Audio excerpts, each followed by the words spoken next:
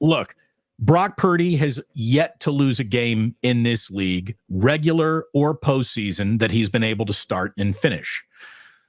That, you would think, along with coinciding with the second longest regular season winning streak in the history of the 49ers franchise, would be enough to satisfy some people's concerns. But this morning, the dumbest among us only want to talk about overthrows and a couple of players that he didn't hit. The big touchdown that wasn't to Debo, because Debo would have caught that, he would have been in the end zone.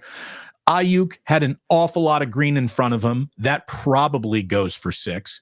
He overthrew Juwan Jennings on a third down as well that would have kept a drive going. So there are 3 throws that Brock absolutely would have wanted to have back, and there's plenty of time to work on those. Guess who also missed open receivers yesterday in games that I was watching? Hall of Fame bound quarterbacks. Okay? There is no perfect. There is no, my matting setting means I complete every pass in a game. I can't be defended. I can't make a mistake. There is no perfect out there. And what Purdy did yesterday was play an imperfect game, yet never jeopardize the 49ers' chance of winning it. And had Purdy hit on a couple of those, it's instead of being 30-23, it's 44-23. Would that have been better? And sure, absolutely. But if your biggest concern is Brock missed a couple of throws while he remains undefeated as a starter and the 49ers are enjoying the second longest winning streak in franchise history, these are good problems to have, folks. I mean, I don't know how much you've been browbeaten with misinformation and biased information, but you can take it from me and Larry. Brock Purdy is very good. And until you hear from either one of us that he's not, you can just assume we're right about that. Kyle Shanahan assumes he's right about that.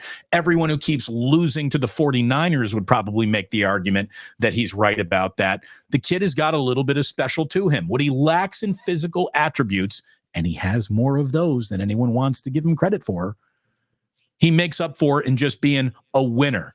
Well, that means he's a game manager. No, he's more than a game manager. Well, he's a system quarterback. Every quarterback is in a system. Every quarterback is a system quarterback. You are literally grabbing on to the most readily available bumper sticker talking points that any idiot could throw at quarterback evaluate. What you're telling me is you're just going to roll a cliche at me. You're not going to analyze anything. Brock Purdy can play. Brock Purdy, half the teams in this league would trade their starting quarterback for Brock Purdy right now, Larry. Right now. I mean, come on. I mean, Jeff Deeney, who covers the Niners for Pro Football Focus, says, not counting the Eagles game where he played with one arm, Brock Purdy, 65.1 grade yesterday, was the lowest of any start of his career. And aside from the missed deep throws, he played a very solid game. He has set the bar pretty high. I think that's safe to say. I think that is very safe to say. I mean, come on. I mean, excluding the NFC Championship game, this guy's 8-0, and the Niners have scored 32 points a game, and they're winning. Their point differential in those 8 games is plus 129. They've outscored their opponents by 129 points. So say what you need to say. Do what you need to do. Whatever you got to do to get comfortable, get comfortable. But this guy's real, and he's a big time player. I mean, he doesn't, there's just no way around it. He's a big time player. The guys in the room believe in him. The coaches believe in him. I'll say this: I've interviewed Tom Brady. I've interviewed Drew Brees. I've interviewed Russell Wilson. This guy has a lot of the same mannerisms and vibe around him that those guys had. Those guys were very humble, nice guys, would answer your questions, but there was this simmering, competitive chip on the shoulder that all those guys have, and Brock Purdy has it. And I recognized it the first time I talked to him. I'm like, oh my goodness, this guy is real. I mean,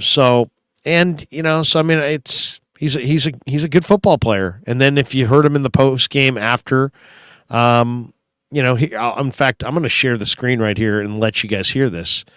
So you're going to hear Brock Purdy here. And when you hear this, and this is what you want your quarterback to basically say in these situations. Here he is. Here's Brock Purdy yesterday in the post game. I'm the one to BA, the one. Here we go. I just overthrew him. I'm the one to BA, the one Debo, and then JJ on that third down.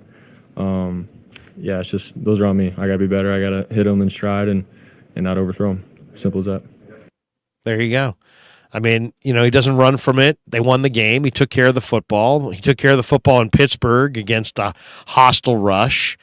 I think what we saw yesterday was, Brock Purdy's floor. And that's pretty damn high. And you can win a lot of football games if that's your floor. He's playing the game at a really high level. His teammates believe in him. The ball that he threw to Debo is slightly overthrown. You're taking some shots down the field. People would have lost their mind this morning if those balls had been underthrown. Instead, they were overthrown, and people are like, yeah, he couldn't complete the deep ball. He struggles with the deep ball. No. All these people that are he struggles with the deep ball. No. You guys told us all year that he couldn't get it there. That's what you said. You said that he could not throw the deep ball because he could not get it there.